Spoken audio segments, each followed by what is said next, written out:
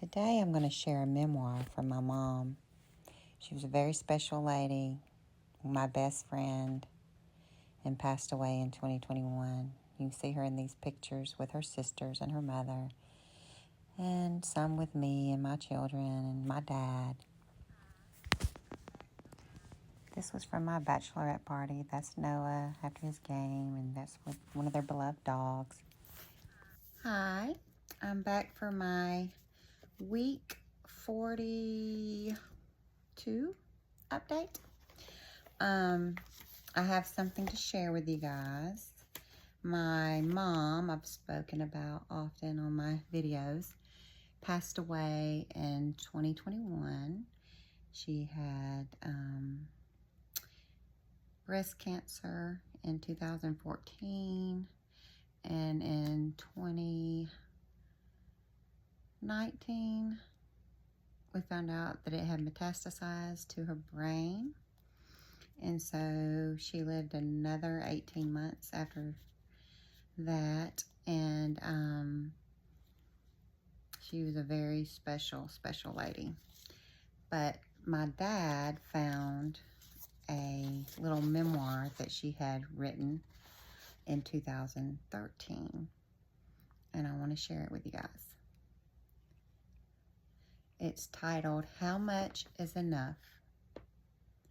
I woke up at 5 a.m. this morning and shortly afterwards started working on the list of bills needed to be paid. As I figured, erased, and refigured, there just was not enough there to meet all of my obligations. This is not an unusual occurrence in my life, so, as usual, I began prioritizing the obligations.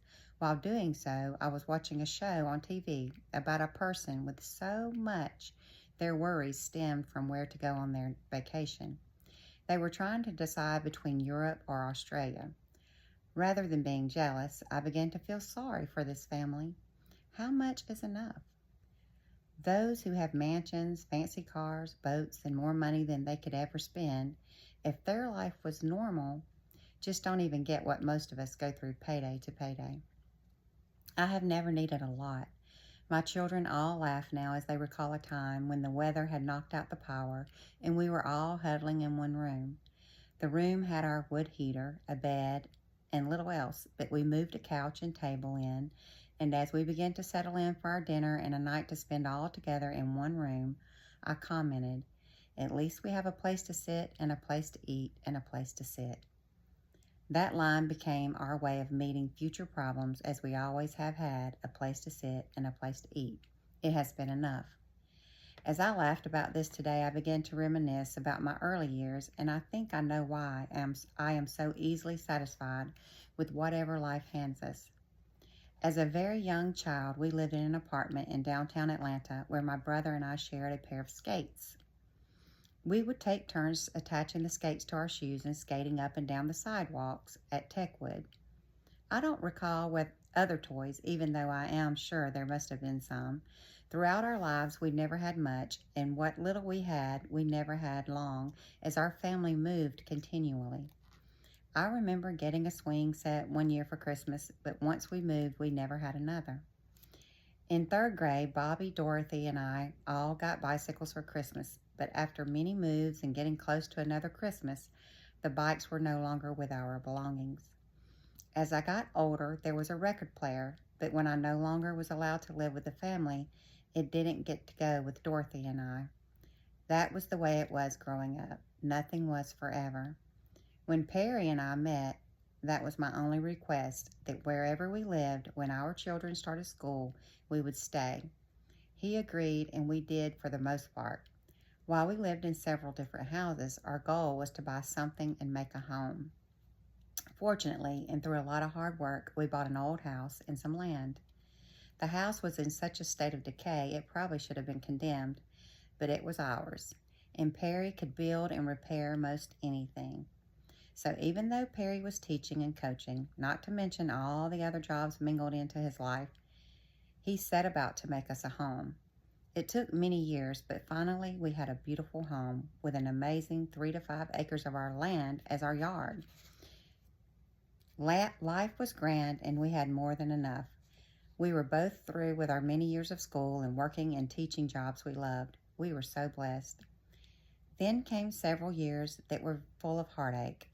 Shannon's battle with breast cancer, the loss of Nanny, my heart problems cropped up unexpectedly, and then the loss of the house that had taken so many years to get remodeled into our much-loved home was destroyed by fire. And then Perry was in the wreck.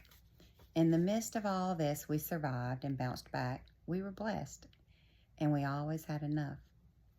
Perry has always managed to build us something else, to take any piece of ground and make it beautiful, and to fix or repair every broken thing. Our children learned to do the same. Today, Todd and his friends have helped to repair and rebuild the old home place. The trees Perry planted years ago supply plenty of shade, and the azaleas were once again magnificent when they bloomed. The backyard is ready for horseshoes, and one day even the pool will be redone. We are blessed. Shannon told her class this year as she introduced her dad to them, "Before there was Google, there was my daddy. He always knows the answer to any question." Most laugh at that, but we all know it is very close to the truth. I am blessed to have a man of good character who does know most everything and has never let hard work deter him. Our latest obstacle has proven to me that even at this stage in our lives, I can depend on Perry to make it work. He was recently asked by an idiot, "Why would you even want to save that old house?" His response, as he must have looked at the idiot with disgust, was, "It is my home."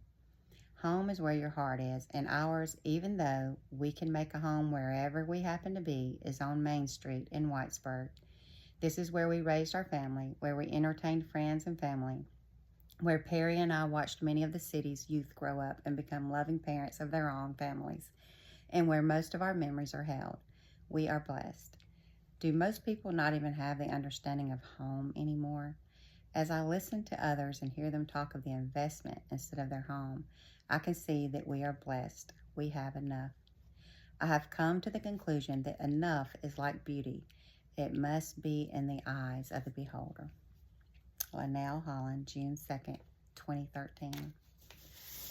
So my mom wrote this before she found out she had breast cancer. Or maybe she had just recently been diagnosed. I'm not real sure because I know her breast cancer was in 2014. But she was a woman of strength. She overcame so much adversity in her life. And she's still my hero to this very day.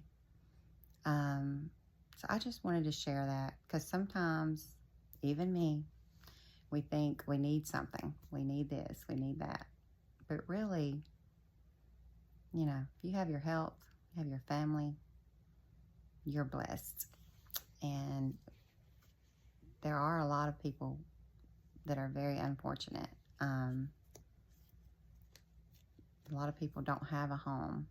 They don't have a family. So today I just wanted to take a moment to say, just think about all of your many blessings and know that in most situations we have enough and you are enough. And yeah, just wanted to share a little wisdom from my dear beloved mom.